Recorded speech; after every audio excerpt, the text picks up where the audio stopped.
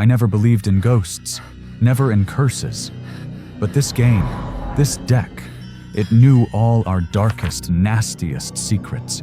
It forced us to tell the truth, or we would die. I'm Jack. It all started when I found this strange deck in a dusty old bookstore. Each card had a question. The rules seemed simple. Take turns, draw a card, read the question aloud. If you didn't want to answer, you had to do the challenge on the card. But those challenges, they were never just games. That night, at a small party with my closest friends, the deck slowly peeled back the horrifying truth beneath. The first card I drew asked, "Have you ever seriously hurt someone?" I froze. I couldn't say the truth. So I chose the challenge. Jump on the chair 5 times. On the 3rd jump, the chair broke and I fell, hitting my head hard. I was out cold. When I woke up shaking, I told them everything. About the night I was drunk driving and hit a child, leaving them disabled for life. I lied, blamed others, but I couldn't keep it hidden anymore. We were terrified, and Sam begged to stop. But then the lights went out, and a message appeared, dripping like blood. Do not stop. Must continue.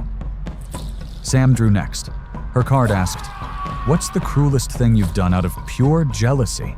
She screamed she was done with this cursed game. She tried to leave, but collapsed, shaking violently, gasping for air like something was strangling her. She confessed she drugged Mina's drink, then let thugs assault her, all because she was jealous of Mina. Mina and Ethan looked terrified. She drew a card asking, "Have you ever deliberately caused someone's death out of revenge?" She chose the challenge to stay silent for a minute. During that minute, she struggled as if being hung by invisible ropes. We desperately held her back. Then she cried, "I poisoned the food to get back at the man who raped me." Ethan drew the next card. "How greedy have you been?" He tried to downplay it, saying he stole small items from a convenience store. The deck didn't accept his lie. He convulsed, foamed at the mouth, nearly passed out.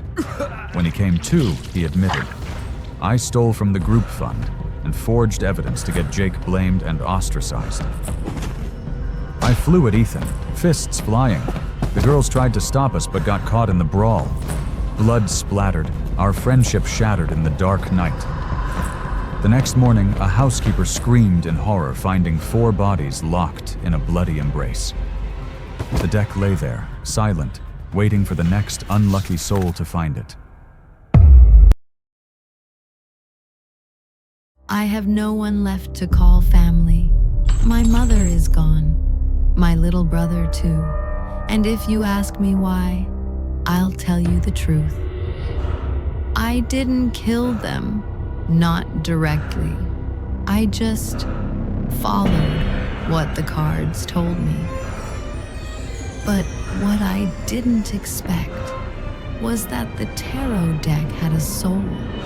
And that soul, it wanted everything that tied me down, erased. Maybe it all started when I bought my first deck online. A midnight sale. Midnight Arcana, limited edition. The name sounded beautiful.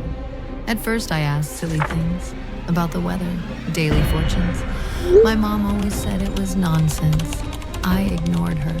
Of course I did. Soon I asked more about my ex, about school, work, friends, and every time, the cards were right, as if they could read me. Then the messages changed. They whispered things I'd never dared say aloud. That my mother was the anchor dragging me down. That I'd never be free while I still lived in that house. I started to believe. I wouldn't eat unless I pulled a card. Wouldn't go out unless the reading allowed it. My mother called me a freak, addicted, manipulated by superstition. She tried to hide the deck, but it always left me signs, because it wasn't just a deck. It was a voice, a soul. It told me, you must free yourself with a decisive act. I pulled the tower, reversed. That same night I told her I was leaving. She locked me in. She said, you'll be free when you stop believing in this occult garbage. She took the cards, but she didn't know I had many decks. Next morning, I drew the devil, then a loud bang. She barged in, said I needed a psych evaluation, but the card said I was being controlled by someone who claimed to love me. I believed, and for the first time, I saw her not as my mother, but as a threat, a presence that had to be removed. I played along, pretended to return to normal. She never knew. I was still drawing cards every single day. That day, after she left, I pulled one without touching it. It slid out on its own. Death reversed. An ending delayed. A transformation blocked by false ties. I didn't kill her. I just let it happen. I laced her tea with sleeping pills. I turned off the gas valve. I stepped outside. That's all. The cards told me fire is the agent of change, and soon flames erupted through the house. Maybe a faulty wire sparked it. Maybe something else. The police called it an accident. No charges were filed, just like the card I drew. Justice reversed. I was grateful until the next day when I saw 10 of swords fall, the moment my brother came to find me. The deck was giving me a new command. It said, every ending has its aftermath. And I knew the cards are never wrong. And now, sitting in this cell, I don't know what to do, where to go, what to believe. Is anyone out there? Is anything guiding me now? Please. Midnight Arcana, still being resold on vintage sites. If you see it, don't touch it.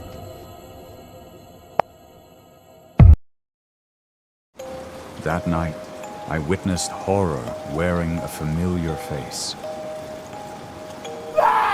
It was a pouring night. I thought it would just be another ordinary night shift. Max was on the night shift with me. I felt relieved I wouldn't be alone tonight. As we worked, I noticed how obsessed Max was with order. Every item had to be absolutely perfect in his eyes. The store was eerily quiet. Max kept cleaning as if nothing was more important than that task.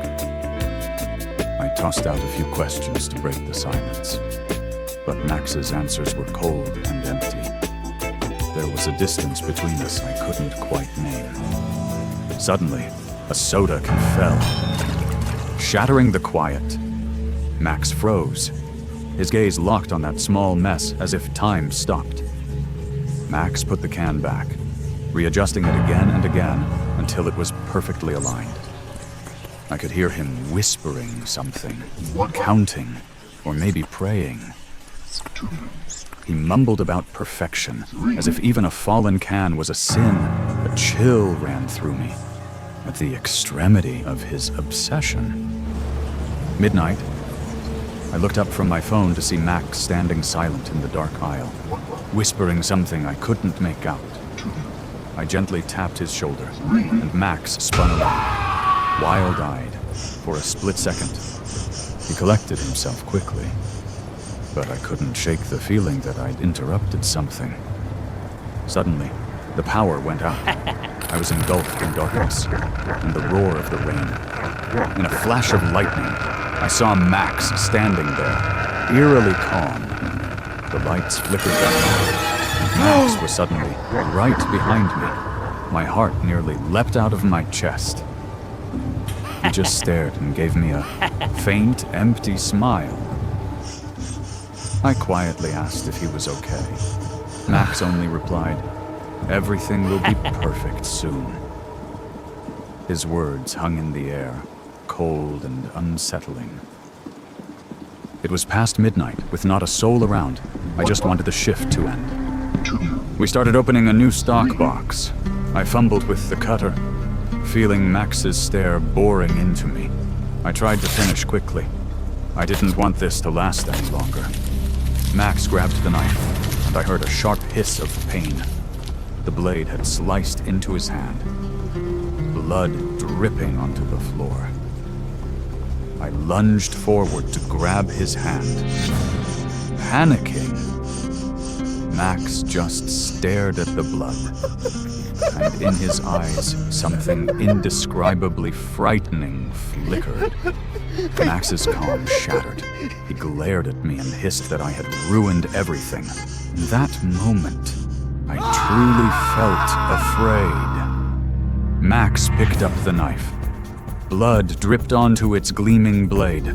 I backed away, realizing with a cold dread the danger in his stare. I stammered apologies and tried to calm him, but it was useless. He just muttered insane words about imperfections needing to be eliminated.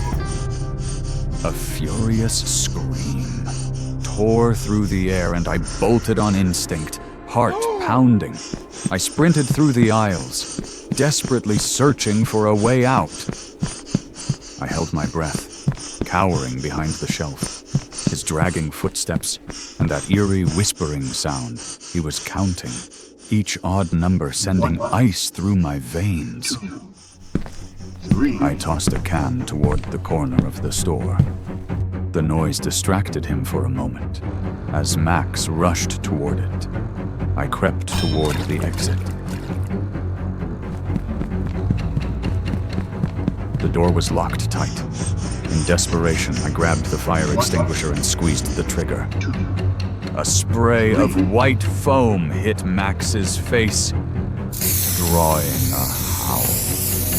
As he staggered, I swung the metal cylinder with all my might, smashing him hard against the door. He wasn't finished. We grappled desperately, crashing into shelves, everything shattering around us. With the last of my strength, I grabbed a piece of broken glass and held it up. Max collapsed. The store was a wreck, now fallen into an eerie silence. I knelt on the floor, body aching and mind numb. I stumbled out into the rain, feeling like everything was unreal. Though I escaped that horrific night, those mad whispers will haunt me forever.